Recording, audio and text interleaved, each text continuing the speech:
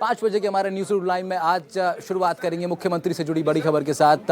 CM Japan में है और जापान के ओसाका में आज उनका आखिरी दिन है दौरे का और वहां वो मुलाकात कर रहे हैं प्रवासी राजस्थानियों के साथ, संवाद साध रहे हैं, उनको बता रहे हैं कि किस तरह जापान के अंदर, विदेश के अंदर वो हिंदुस्तान के सांस्कृतिक राजदूत हैं और उनसे आह्वान कर रहे हैं कि तमाम लोग लौटें हिंदुस्तान की ओर और हिंदुस्तान में आकर के राजस्थान के विकास को लेकर के भी अपना योगदान वो लोग सब दे सकें। तो राजस्थान के प्रवासी राजस्थानियों के साथ जापान में संवाद साधने का ये क्रम भजनलाल शर्मा का जारी है। विदेश दौरे से अब सीएम लौटेंगे जापान। दक्षिण कोरिया के दौरे पर सीएम गए थे। साउथ कोरिया की राजधानी सियोल में सीएम मौजूद थे और उसके बाद जापान में 4 दिनों का उनका दौरा, जहां जापान की राजधानी टोक्यो में शिरकत करने के बाद वो उसके बाद अब पहुंचे ओसाका, जहां पर आखिरी दिन आज उनका इस विदेश दौरे का। राइजिंग राजस्थान समिट को लेकर के मुख्यमंत्री भजनलाल शर्मा का ये बड़ा एफर्ट, लगातार अलग अलग देशों का उनका प्लान है। हालांकि इसके बाद जब वो लौट आएंगे तो फिर राज्यवर्धन सिंह राठौर, जो कि कॉमर्स मिनिस्टर हैं राजस्थान सरकार के, वो कमान संभालेंगे। लेकिन उससे पहले सीएम का पहला ये बड़ा विदेश दौरा राइजिंग राजस्थान समिट को लेकर के शुरुआत साउथ कोरिया के सियोल से की थी। उसके बाद जापान के टोक्यो पहुंचे, ओसाका पहुंचे और अब जापान और दक्षिण कोरिया के दौरे से वापस लौटेंगे सीएम भजनलाल शर्मा। एक बड़ी सफलता के साथ वो वापस लौटेंगे। प्रवासी राजस्थानियों के साथ बड़ा संवाद साधा है उन्होंने और प्रयास किया है कि तमाम राजस्थानियों के बीच में ये संदेश दिया जा सके कि किस तरह वापस भारत की सरजमी पर लौटकर, राजस्थान की सरजमी पर लौटकर विकास के लिए बड़ा काम किया जा सकता है।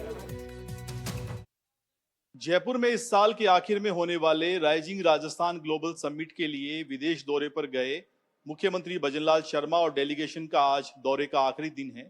वो दक्षिणी कोरिया के बाद जापान में है और जापान में आज अगर बात की जाए तो उन्होंने खास तौर पर राजस्थानी जो प्रवासी राजस्थानी समुदाय है उनके साथ चर्चा की, मुलाकात की और सीएम ने कहा है कि आप एक तरीके से विदेशों में राजस्थान के ही नहीं, भारत के सांस्कृतिक दूत हैं। जो भारत की पहचान बेहतर हुई है, बड़ी हुई है, उसमें आपका बड़ा योगदान है और सीएम ने सभी प्रवासी राजस्थानियों को राजस्थान में निवेश करने के लिए और राइजिंग राजस्थान के लिए आमंत्रित किया है। आज उन्होंने ये मुलाकात ओसाका में की और कल हमने देखा था टोक्यो से ओसाका जो है वो बुलेट ट्रेन में गए थे, बुलेट ट्रेन का सफर किया और सीएम की मंशा है कि राजस्थान भी आने वाले दिनों में इस तरह की ट्रेन चलाए। हालांकि अभी इसमें बहुत सारी बातचीत का दौर जो है वो होना है। और अगर आज की बात करें तो एक इन्वेस्टर मीट में उन्होंने ओसाका में जितनी वहां पर बड़ी कंपनियां हैं उनको संबोधित किया। सीएम ने कहा है कि राजस्थान और जापान का बहुत पुराना रिश्ता है।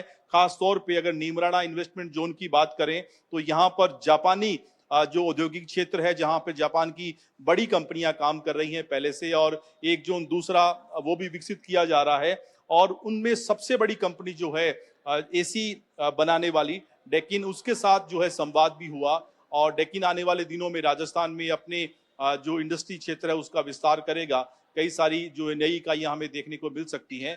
कुल मिलाकर इस दौरे के दौरान, 6 दिवसीय दौरे के दौरान दक्षिणी कोरिया और जापान में बहुत सारे ऐसी कंपनियां हैं, बहुत सारे ऐसे ग्रुप हैं जिन्होंने सकारात्मक रूप दिखाया है और ये मंशा जाहिर की है, खासतौर पे सड़क निर्माण में हो, तकनीक के क्षेत्र में हो, स्कूलों को बेहतर बनाने के लिए हो या फिर स्वास्थ्य सेवाओं की दिशा में राजस्थान में इन्वेस्ट करना हो। ये सारे पहलू हैं जिन पर सीएम के साथ संवाद में एक तरीके से स्वीकृति बनी है और जब वापस लौटेंगे तो फिर मुख्यमंत्री इसके बारे में विस्तार से जानकारी देंगे कि कितने निवेश के प्रस्ताव जो है इस 2 देशों की यात्रा में मिले हैं और आने वाले दिनों में खासतौर पे जिस तरीके से पहली अंतर्राष्ट्रीय यात्रा में रिस्पॉन्स मिला है, जो है मुख्यमंत्री का उत्साहवर्धन हुआ है खासतौर पे विदेशी निवेशकों के साथ मुलाकात में। आने वाले दिनों में देश के कई राज्यों और विदेशों की यात्रा पर भी सीएम जाने वाले हैं। कैमरामैन जसराज के साथ सुशांत पारिक, एनडीटीवी, जयपुर।